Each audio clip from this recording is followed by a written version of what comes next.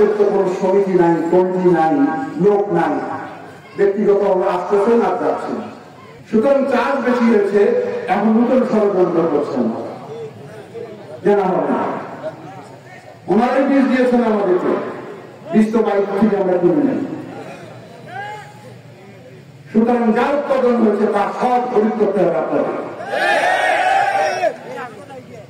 কেন করে না, কেন তো জুলুম, কেন তো বৈষম্য? আমাদের কোনো সংগঠন নাই, আমাদের পক্ষে কেউ কথা বলে না, আমরা সমস্যার কোনো আন্দোলন করতে পারি না, যার কারণে আজকে আমাদের উপর এত নির্যাতন, এত বৈষম্য। আপনারা চিন্তা করেন, একটা যদি ছোট্ট রিক্সা আমাকে মারতে যান, রিক্সা সমিতি মনে দাঁড়ায় না। এত দোকানদারকে আক্রমণ করবেন, দোকানদার সমিতি দাঁড়ায় না। সুতরাং তামাক চাষিদের তো কোনো সমিতি নাই, কমিটি নাই, লোক নাই, ব্যক্তিগত আসতেছেন আর যাচ্ছেন। সুতরাং আমি প্রস্তাব রাখবো, আপনারা একটা শক্তিশালী লালমনিরহাট জেলা তামাক চাষী সমিতি গঠন করুন, যারা আপনাদের প্রতিনিধি হিসাবে প্রশাসনের সঙ্গে কথা বলবে।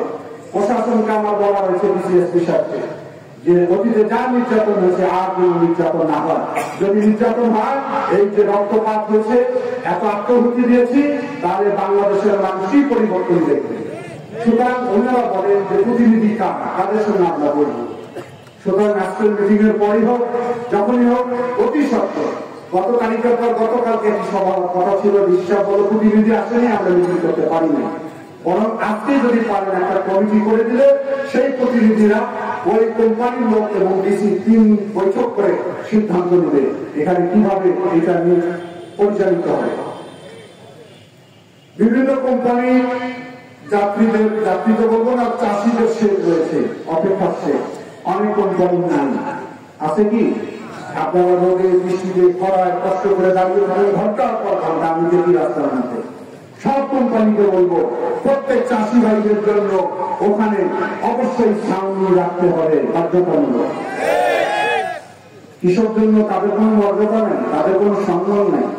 হ্যাঁ, আপনারা অফিসার হয়েছেন, আপনারা এসি রুমে থাকবেন, আর আমার কৃষক বৃষ্টি রোদের মধ্যে ঘুরবে, অল্প সময়ের মধ্যে করতে পারে, তারপর কোটি কোটি টাকার মানে শেড বানিয়ে দিতে হবে যাতে কৃষক বৃষ্টি রোদে না পড়ে। কৃষকদের জন্য সুপেয় পানির ব্যবস্থা রাখতে হবে। ওখানে প্রয়োজন হলে তারা একটা ন্যায্য মূল্যের খাবারের দোকান চালু করতে পারে।